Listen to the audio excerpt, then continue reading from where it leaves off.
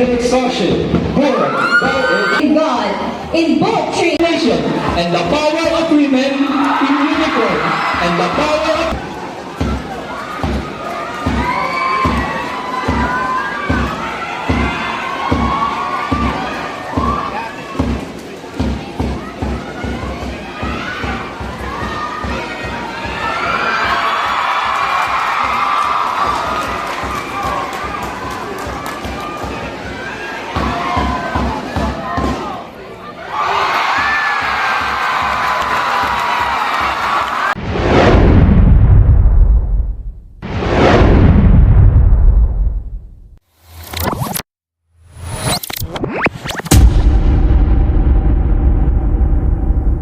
Noong sumiklab ang pananakop ng Hapones sa Pilipinas, nagdulot ito ng matinding panganib sa bansa. Dahil sa walang tigil na atake at pangbobomba, matindi ang naging pinsala.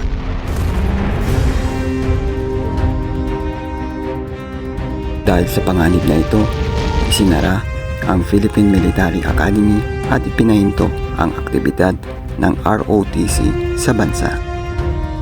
Sa kabila ng matinding gyerang kinakarap, hindi akalain ng pambihirang partisipasyon ng mga batang kadete na napauwi galing akademya.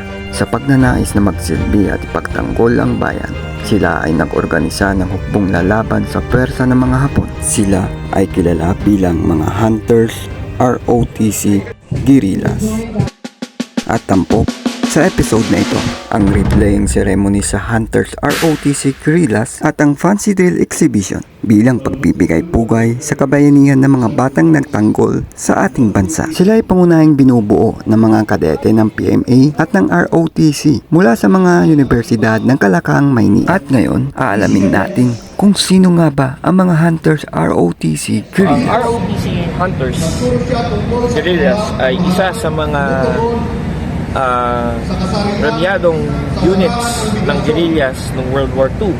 Bali sila ay binubuo ng mga naging kadete ng PMA o ng Philippine Military Academy at mga ROTC cadets mula sa iba't ibang universidad dito sa Metro Manila. Isa doon, kasama na ang UP, UST, UE, kasama din po ang Ateneo at yung mga iba pang kilalang universidad ng mga panahon na yun. So, sila po, dahil hindi na po sila nagpa-active duty dahil sa sobrang bata po nila, ang tingin pa nga sa kanila nung araw ay mga Boy Scouts,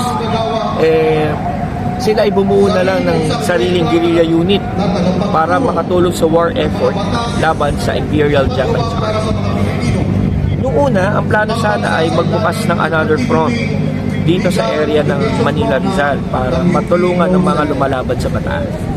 Pero later on, bumagsak ang Bataan at Corregidor nung labanan sa yung Bataan campaign ng World War II around March to April sa 1942. Mas naging aktibo ang ROTC Hunters Guerrillas dito sa area ng Metro Manila, Rizal at mga karating probinsya.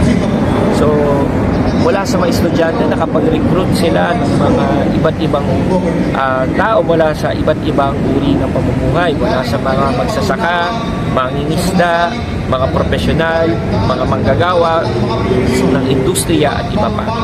So, by 1943, 44, 45, isa sila sa mga pinakamalalaking guerrilla units na lumaban sa mga Hapon at tumulong sa liberation po ng ating bayan. Lalo na po yung mga labanan, example po sa Talisay o kaya dito po sa Tagaytay. Kasama din po ang pinakamalaking labanan na nagawa dito ay yung labanan sa Fort McKinley, which is now Fort Bonifacio, kung saan na-penetrate ng Hunters sa ROTC Guerrillas kasama ng 11th Airborne Division ng US Armed Forces ang Getco Line na binuo ng IJA at IJN or yung Japanese Imperial Army at Japanese Imperial Navy. Kahit bagamat ito'y naging madugo, sa huli, natalo nila ang mga Hapon dito sa Fort McKinley at na-liberate nila ang area na nakapaligid dito patulak na sa timog na bahagi ng Maynila. Yan yun. Kung gusto mo ng kwento, yan. Sabihin pala dito, sir, kung mga mostly mga estudyante sila, no? Yeah, So, mga ibig college sabihin- students, karamihan, nung binuo mga- yung ROTC Hunters. So ibig sabihin, mga edad ng mga to is mga range 16 to 18, gano'n? Oo, mga 16, 18, 20, pinakamatanda nun at that time, mga around 25, 26 years old, nung unang nabuo ang ROTC Hunters. Pero kinalaunan na open po yung kanilang recruitment nationwide or within the area mula sa iba't ibang pamumuhay. Example, mga fisher folks, mga manggagawa, mga magsasaka. So, yun nga, bukod po dun sa labanan dito sa Fort McKinley, isa din sila sa mga nag-participate sa liberation ng Los Baños, yung Los Baños Raid, isa sa mga pinakamalaking rescue operations noong World War II.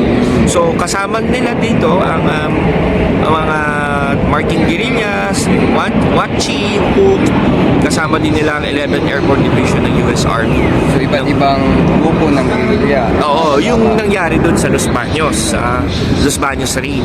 So, aside from Cabanatuan Raid, which is mas kilala ang Cabanatuan Raid, ang Los Baños Raid ang isa sa mga pinakamalaking rescue operations nung Second World War.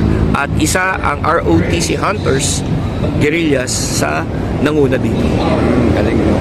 So, kung titignan mo, mga binatilyo pa itong mga to, pero na-expose na, nahasa na sa pakipaglaban. Yes, talagang in terms of guerrilla tactics, talagang nahasa sila. Nung una, minamaliit sila kasi napakabata daw nila na harapin ng mga Hapon, pero later on nakita na inspired ng mga Pilipino na kung kaya palang talunin ng mga kabataang ito yung Imperial Japanese Army, partida, mga veterano pa to sa Manchuria, sa China at sa mga iba pang Asian countries. Ang nakaharap nila ay Hunters ROTC. So medyo talagang nahirapan sila dito. And then although may mga leaders silang na-capture, pero they were able to release. Wala din silang halos nagturo sa kanila kung saan yung mga hideouts nila at yung mga operations nila.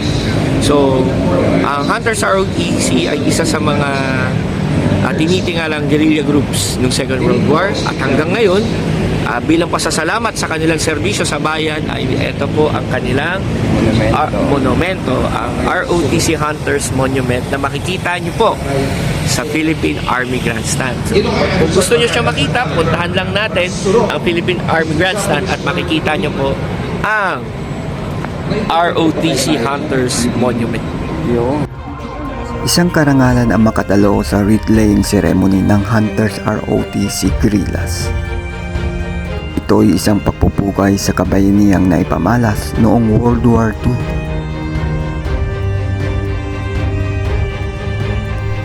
Bagamat itinuring sila mga batang walang katiyakan noong una, pinatunayan nilang mayroon silang kakayahang ipaglaban ang ating bansa para sa ating kinabukasan.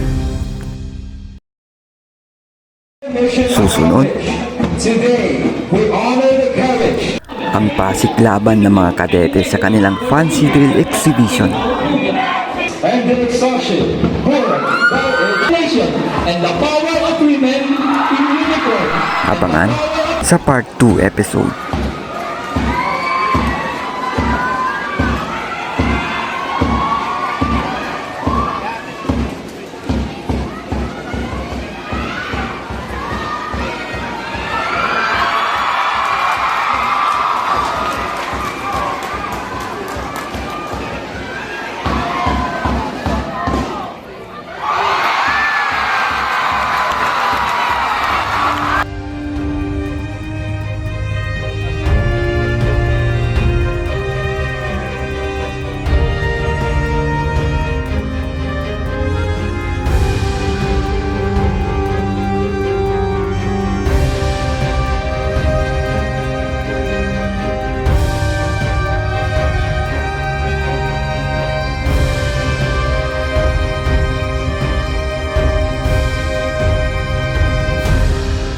If you love to show support with me, you can simply send me a super thanks to this video. By clicking the thanks button under my video, there are multiple price points that each have their own special one-time animation. As an added bonus, you will get a post a distinct colorful comment in my video's comment section. After selecting your preferred price, just click buy and send. It will direct you to add your preferred payment method. And you're done. And before you do that, please subscribe first and hit the notification bell and choose all and you'll get notified. You're now subscribed to my channel.